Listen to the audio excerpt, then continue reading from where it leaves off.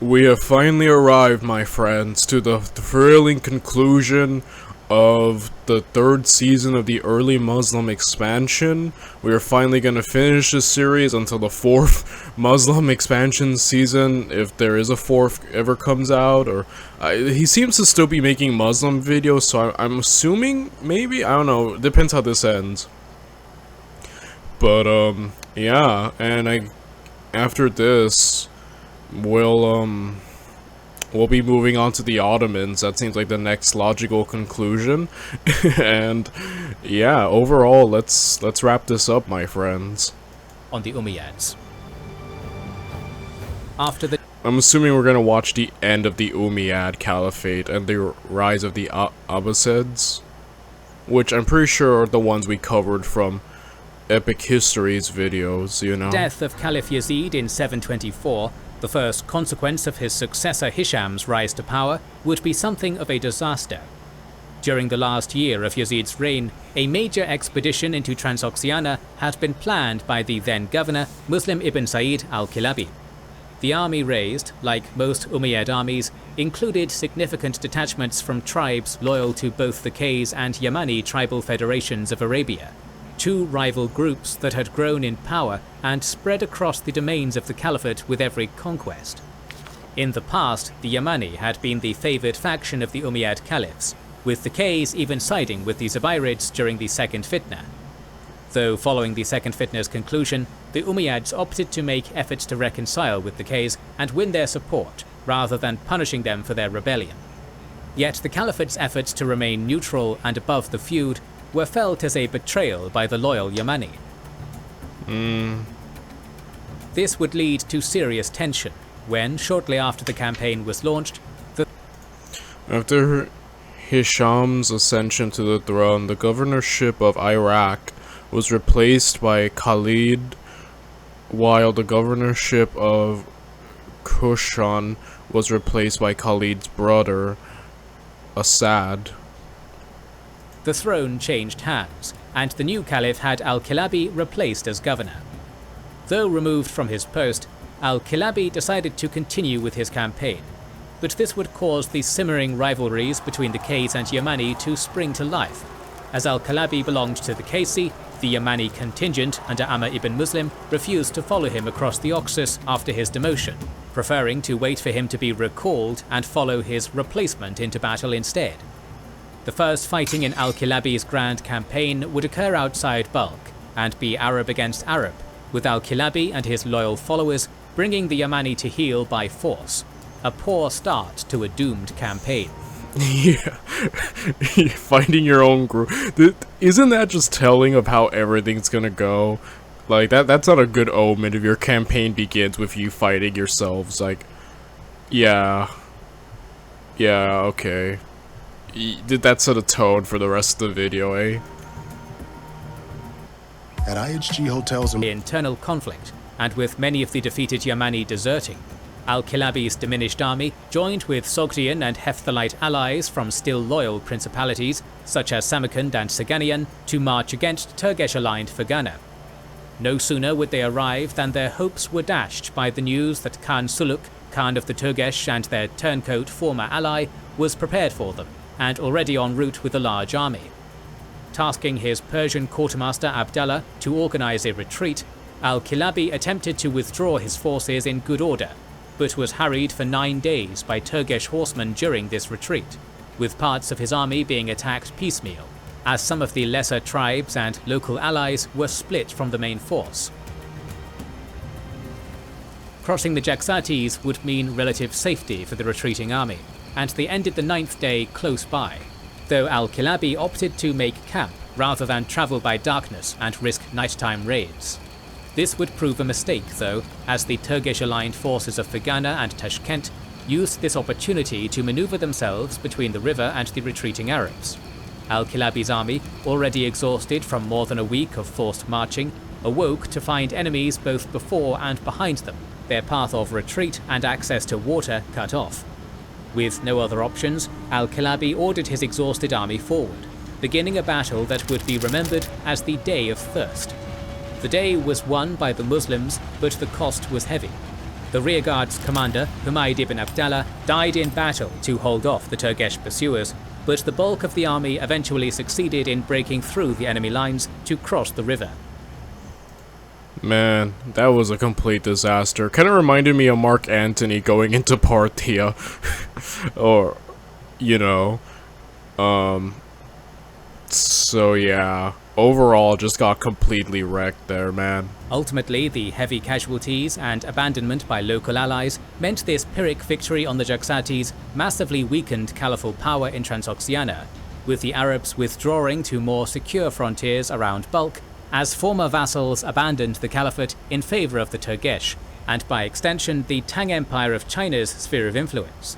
Despite the new governor Asad ibn Abdallah's best efforts to rebuild trust and good relations with the caliphate's local Sogdian allies over the next 3 years. The worsening rivalry between the Qaysi and Yamani federations would be of further concern as well, with some tribal leaders among the spurned Yaman Federation joining the Mohallibids in clandestine support for the Abbasid clan's Whispers of Revolution, and one even turning to the Kharijite heresy and embarking on a short, doomed rebellion in Yemen the following year. The years 724 to approximately 727 saw the caliphate remain fairly stable and secure, if not entirely at peace. Cyprus was raided by sea, and attacks on the Byzantines by the long-serving general Maslama ibn Abd al-Malik continued in Anatolia, with Caesarea being conquered in mid-726. The Eastern Roman Empire was far from toothless, however. Emperor Leo the Isaurian, who had beaten back the massive siege of Constantinople some years prior, had ended the years of anarchy that saw so many emperors raised and deposed, and brought a measure of stability back to the caliphate's oldest rival. Under pressure, and unable to compete with the caliphate in direct military might, Leo's hopes lay with his ally on the caliphate's northern frontier, the Khazar Khaganate. 727 would see the Caucasus Mountains become a major battleground for the...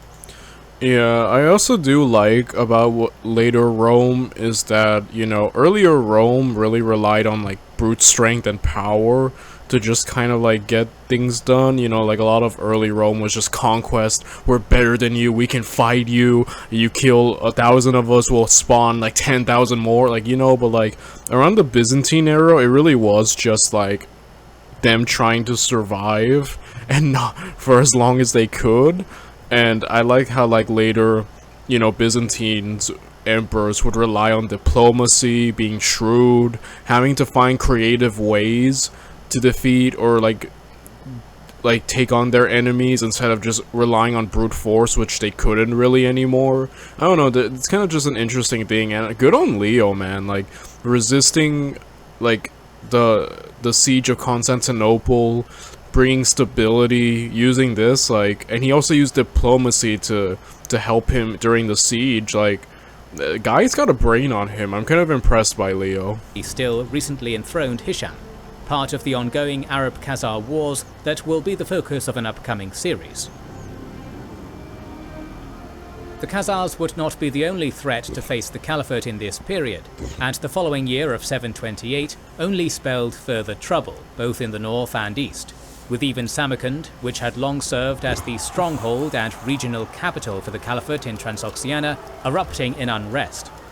Following the Day of Thirst, Governor Asad ibn Abdallah al-Kasri had initially succeeded in stabilizing the Umayyad hold, but with the tribal feud within his ranks worsening and Abbasid-backed missionaries and seditionists beginning to make their presence felt in the caliphate's far east, al-Kasri seems to have been overtaken by paranoia by 726, dealing out punishments to many perceived enemies, some severe and some humiliating, flogging his predecessor's right-hand man, Nasser ibn Sayyar, having a collection of tribal leaders imprisoned and shaved bald repeatedly in mockery, and chopping off the legs and hands of a suspected seditionist.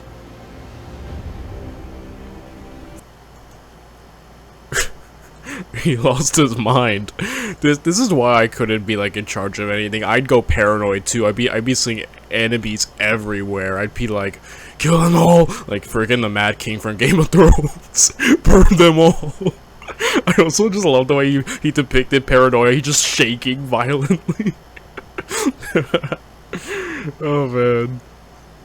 Yeah, you know, it seems like Far East is where the Ummayyads have just kind of been losing the most power, and they've been carrying the least so far, you know, because they're just losing power eastward, and I guess the Abbasids are just kind of like slowly, you know, growing, so yeah. These and other actions began to alienate both his forces and the locals, and led to his replacement in 728 by Ashras ibn Abdallah al-Salami. Hoping to inspire greater support and loyalty from the locals, Ashras sent the missionary Abu al-Saida to Samarkand and the surrounding regions to call for conversion to Islam, with al-Saida promising the lifting of the jizya tax from all converts. Caliph Umar II had already attempted to ban such practices after previous rebellions among converts. His efforts were remarkably successful, bringing in numerous converts and building mosques in the city. But after Samarkand's ruler Gurek complained to Ashras of falling revenues and suggested some had simply feigned conversion to escape taxation, the governor eventually ordered the recent conversions to be ignored and the tax collection to continue as before. Outraged, more than 7,000 locals refused to pay their taxes, supported by Abu al-Saida in opposition to Ashras and the Caliphate. The imprisonment of the missionary and other leaders among the would-be rebels diffused the situation before it could devolve into bloodshed, but the disillusioned former followers of al-Saida sent offers of alliance to the Turgesh Khan Suluk to drive out the Caliphate from Samarkand. Suluk has been the biggest winner so far. Like, the dude really has just been joining every side, playing every side to continue building himself up and just winning. Like, Suluk's a pretty underrated character, but he's kind of been coming onto his own and just been a survivor and, you know, just kind of winning the goodwill of everyone, you know, while dunking on the Muslims. So I have to kind of give it to Suluk. Like, he's been an interesting character here in the East so far. Further undermining their hold. Things would only get worse in 729. Resolving to take the fight to Suluk with another offensive campaign, Ashras sent his vanguard commander, Qatan ibn Qutayba, son of the great conqueror Qutayba. Qatan wasn't the only one on the field with a famous ancestor among Suluk's court, and acting as his envoy was the grandson of the last Sassanid emperor. Oh wow, apparently to give some legitimacy to the conquest. Wow, alright.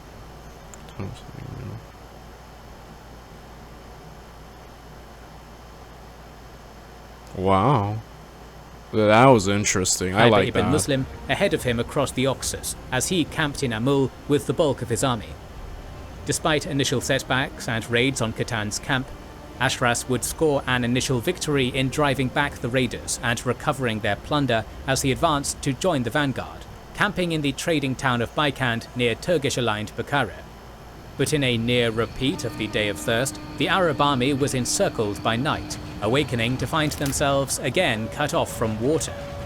In the following Battle of Baikand, despite thirst sapping the army's strength and the Turgesh killing more than 700 in the initial bloody engagements, Qatan and Ashras separately managed to break through enemy lines and escape with their forces, each thinking the other had perished for 2 days before rejoining each other among the still Arab-held forts near Bukhara. Ashras did seize victory of a sort from this setback. Suluk's pursuit was turned back after a bloody 2-month siege at the fort of Kamaja, initially driving its Arab garrison from their trenches outside the fort and storming the gates, only for the defenders to light blazing fires in the midst of the fighting and force the Turks back. After several failed attempts to break the defenders' resolve through assaults on the walls, attempts at bribery, and a mass execution of prisoners that was copied in equally grisly fashion by the defiant garrison, Suluk was forced to withdraw, allowing Ashras to lay siege to Bukhara and even capture it in 730 after wintering at a nearby oasis. But even this short victory would soon be for naught.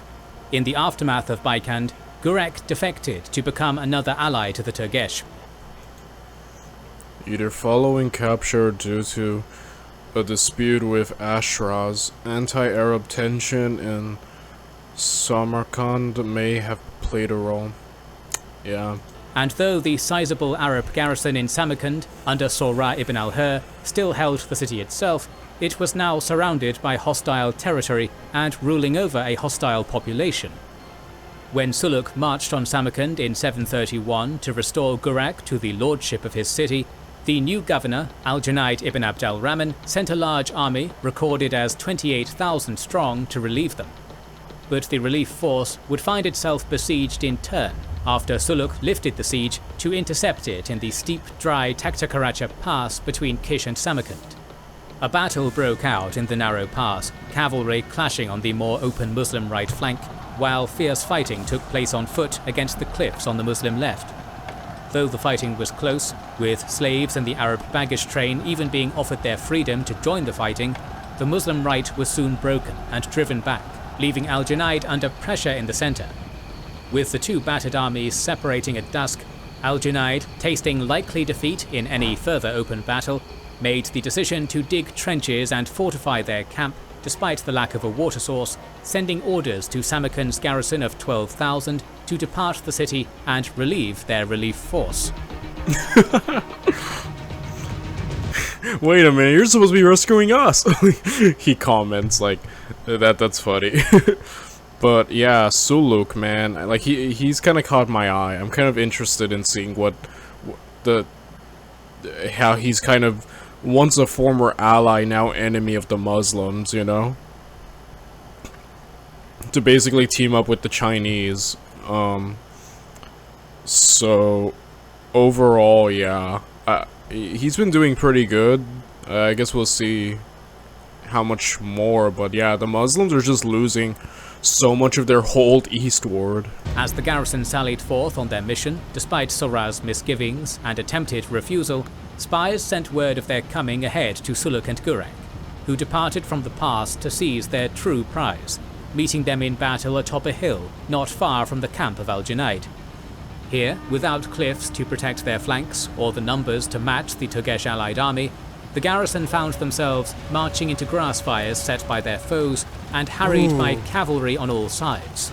The outnumbered force was soon shattered, run down and slaughtered by enemy horsemen as their confused formations broke up in the thick dust and smoke. Surah died in battle, and although Al-Junayd would survive and escape thanks to this diversion, this decisive defeat, coupled with a religious revolt led by Al-Harith ibn Saraij in 734 that united a portion of the Arab settlers with overtaxed local converts against the weakened Umayyads, would cause the almost total collapse of power in Arab Transoxiana for nearly a decade to follow.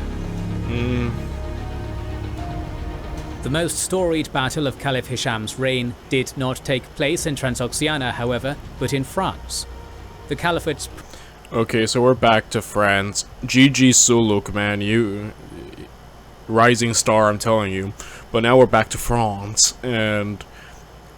yeah, I'm interested in seeing... like, Odo handled it well, but he was dealing with a Muslim commander who wasn't that good, at least in the sense that he got too complacent. So if the Muslims send someone more competent, I wonder how Odo is gonna handle that, because Charles didn't help him out the first time, assuming Charles is still not gonna help out Aquitaine. So I guess we'll see. Previous defeat to Duke Odo at Toulouse, though a major setback, had not spelled the end of their ambitions in the region, and numerous raids were launched from the forward base of Narbonne during the 720s. 730 saw Duke Odo take advantage of the infighting in Al-Andalus to form an unusual alliance by giving his daughter Lampégie in marriage to Uthman ibn Naisa, often called Munuza in Frankish texts, a Berber leader in command of modern-day Catalonia. Though this deal would briefly stop the raids and bring a measure of security to Aquitaine, it would very quickly backfire when Uthman rose in rebellion against the recently appointed Arab governor Abdurrahman al-Ghafiqi. With his allies' ill-advised rebellion swiftly crushed, Odo found himself facing not simple Berber raids, but the incensed and vengeful governor's army, which in early 732 launched a lightning attack into Navarre, seizing Bordeaux by storm and inflicting a heavy defeat on Odo at the River Garonne. With the hero of Toulouse bloodied and on the retreat, the path seemed open for a far greater offensive than Al-Sam's. But in an act of desperation, Odo swore fealty to his one-time rival Charles, steward to the puppet king Theuderic IV, and the effective ruler of the Franks. While Charles had been absent in Toulouse, he had not spent the intervening 11 years idly. Knowing a confrontation with Al-Andalus was inevitable, he had taken out a large loan from the Pope, equipping and training one of the only... Again, Charles from last video struck me as a really intelligent man. The way he won his essentially a civil war in France, his opportunistic shrewdness and letting Otto have some weakness, not helping him before. Like Charles, and here now his preparations, like I said, Charles kind of impressed me. Like he seems like a big deal. I'm sure he is. Kings in General said so himself. So, you know, if he's getting involved, like I'm kind of hoping to see more. Watch him die. I'm joking. He just like, he's like, never mind. But you never know with history. That's what I like about it. You never know who's gonna live or die. There's no plot armor for anyone except like certain people. But even then, luck runs out. You know, Julius Caesar, Alexander, Napoleon. Luck runs out eventually. You never know in history, but so far Charles seems like a pretty powerful guy, and I kind of want to see how he deals with the Muslims, if he's gonna do it directly now, because Otto has sworn fealty. It's like all hands on deck, right? Like Charles, that's probably all he wanted. So let's see. Professional standing armies in Western Europe since the collapse of the Roman Empire.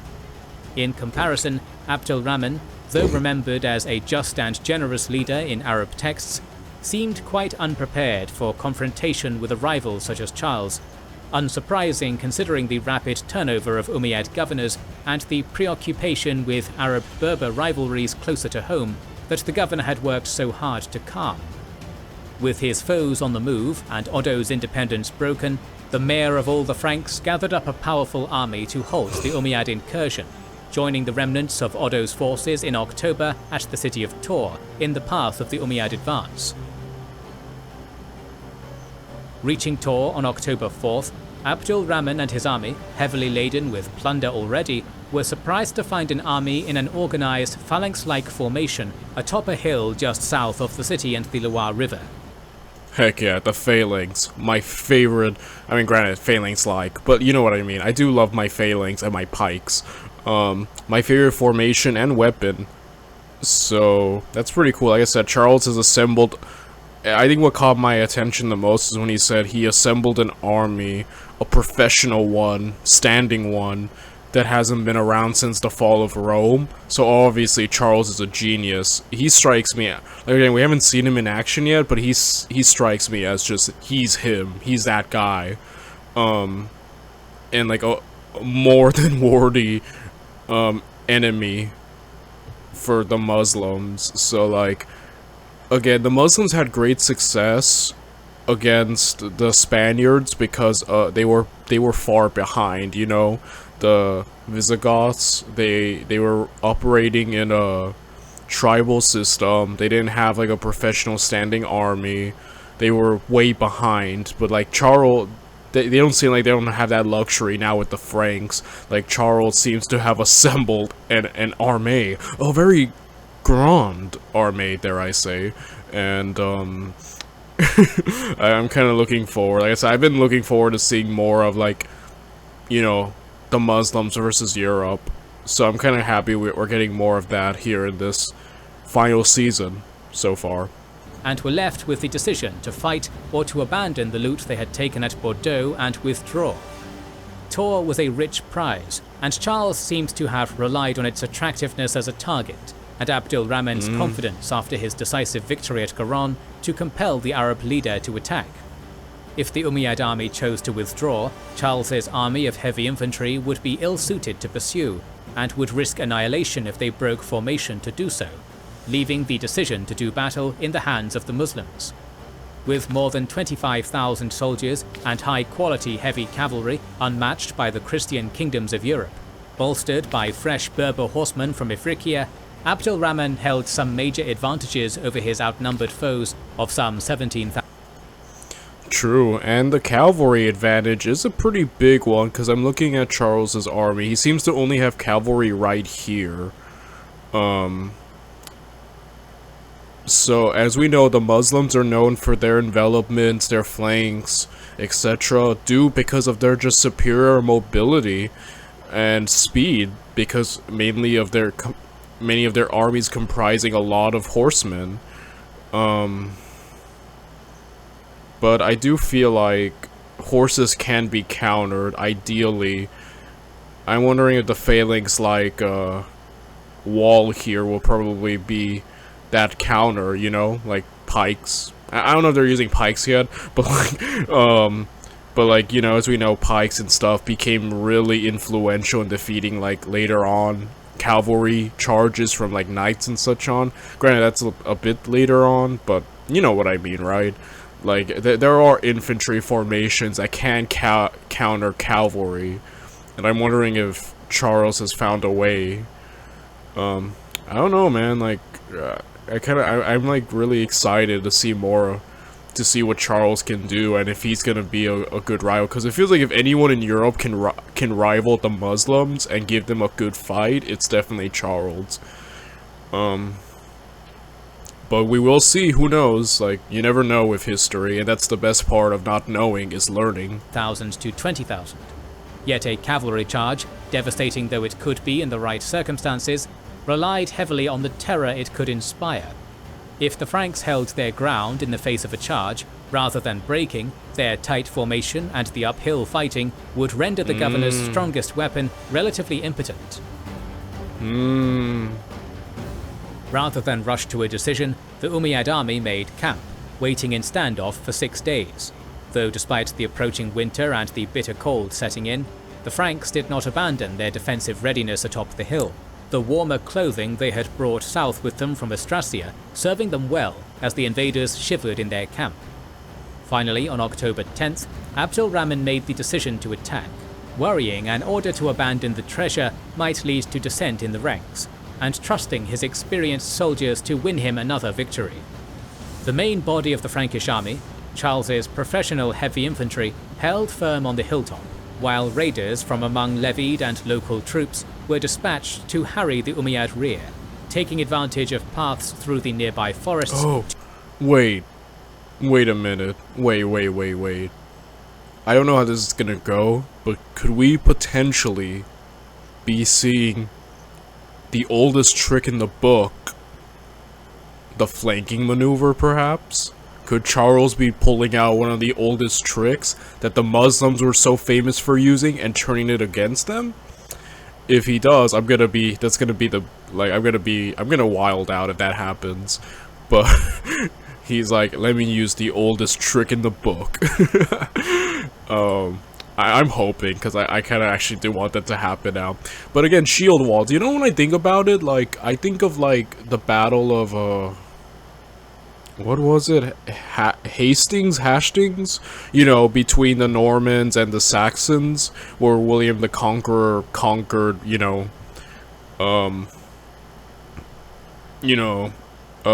and whatnot.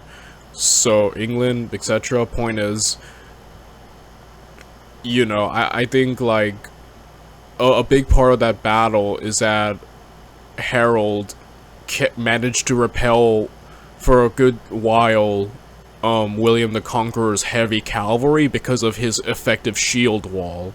And the only reason Harold lost is because the shield wall broke formation to go pursue the cavalry, and that's exactly what William needed. But if they had held firm with their shield wall, they could have possibly won. That's a big one. So I'm thinking if Charles does, that might be the same situation. If Charles manages to get his tight, heavy infantry in just like tight formation and hold the line essentially, that they would essentially negate the heavy cavalry charge, kind of like what Harold Godwinson did to William the Conqueror. I really love that battle. It's such an interesting battle to me. I'm sorry I brought it up, but it kind of reminded me of that, you know? To maneuver past the enemy army despite its greater numbers and mobility. Abd al-Rahman, for his part, is remembered as a capable general. but whether out of overconfidence or a desire to finish the battle swiftly before his army suffered another freezing October night, he played his hand early in the battle, riding with his best heavy cavalry in a series of charges at the battle's start that failed to dislodge the still fresh and eager Franks. Were he facing an army of levies and conscripts, as most of Western Europe would have sent against him, these heavy cavalry charges might have produced the panic and rout Abd al-Rahman hoped for, but instead casualties began to mount among the Umayyad army's finest. Yeah, he's facing a professional army here. You know, this isn't your typical levies, man. This is a standing army. Like, they can fight, you know. While the forests and nearby river prevented him encircling the mostly stationary Frankish army with his greater numbers. Despite the initial setbacks for the Umayyads, certainly not a one-sided one, and as the day of October 10th progressed, the outcome hung in the balance, with casualties on both sides rising until the armies parted at nightfall. The battle's end varies slightly between tellings, although most of the basic facts remain consistent. The official Frankish account, sponsored by the Carolingian dynasty, simply describes the Franks slaughtering their foes and driving them from the field with little further detail. The Mozarabic chronicle, contrarily, claims the Umayyads simply left during the night, with the Franks Oh, dang it. No flank. That sucks. Oh well. tensely awaiting another attack in the morning before discovering their foes' tents empty. The most complete account, and one that has worked its way into most tellings since, is an anonymous Arab chronicle that tells a somewhat different story than either. And what is this? On the morning of the 11th, the Arabs returned to their attack on the Frankish formation, holding their own and, if the slightly dramatic telling is to be believed, breaking through the center of the formation to push towards Charles, coming close to breaking the Franks completely. But a small force of Franks, likely levies or survivors from Odo's army, not trained to hold formation with Charles's professional soldiers, took advantage of paths through. Yeah, isn't this the contingent he sent earlier, like, to go around? Because that... Is this the the same? forest to raid the Arab camp. Small though the force might have been, confusion and fog of war magnified its impact on the battle, with the attacking cavalry breaking off the attack to rush back to camp, worried their treasure might be stolen, or that a larger force could still be hidden among the forest to encircle them. Abd al-Rahman remained at the front and tried to stem the retreat, but the Franks were quicker to take advantage of the momentary confusion, surging forward. I like this account. Again, we don't know, but I do like this account, because it seems like, from what we've seen, the Frankish one seems a bit too much like, yeah, pro-Frank, right? We just crushed him through our superior, our superior ability. And the Muslim one, or the second one, was just a left, you know, kind of to show a bit more pragmatism towards the Muslims, you know, or whatnot. A bit like, you know, a failure still, but, you know, not a complete crushing defeat in that sense. While this one seems like a hard-fought battle. We've seen this before, where armies run back, and are separated due to trying to secure their camp. So I kind of like this one more. I feel like this is the most plausible. I don't know. That's just my opinion, but I do like this account more. And killing the governor and those around him with a hail of spears. If hope still remained to restore order to the disoriented army, Abd al-Rahman's death put an end to it, and the Franks soon turned the confusion into total rout. Either way, the Franks win. So GG Charles, man. Like, the guy impressed me this series. The Battle of Tor is today one of the most discussed and best remembered battles of the early Middle Ages, credited by some with ending the threat of the Caliphate to Western Europe. Its impact on history is a matter of some debate, particularly compared to the earlier battle at Toulouse. It is true that Tor looms much larger in Christian than Arab accounts. While the devastating defeat and Charles's prowess were certainly noted by Arab historians, it gets no more attention than Toulouse, even being absent from the quite thorough history of Al-Tabari. It has been suggested by some that Charles and his Carolingian descendants' prominent place in European history caused their triumph at Tor to take exaggerated importance compared to the victory of the more obscure Duke Odo. And while it is true no further invasions of such a scale ever occurred, the Arabs did continue their raiding over the following years, and Berber revolts and the imminent splintering of the Caliphate likely had as much or more to do with the end of expansion than the defeat at Tor. Yet whether or not the Battle of Tor can be fully credited with ending the threat of the Caliphate in the west, the prestige it won Charles in the eyes of the Pope and the Franks, and more pragmatically, the forced subjugation of his last Frankish rival Odo, made it an important moment in the unification of the Frankish realm, paving the way for the Frankish Empire of his grandson Charlemagne to resurrect the spirit of Rome in the west, and serving as a founding moment of glory for the Carolingian dynasty. Dude, I love this. I freaking love learning about Charles.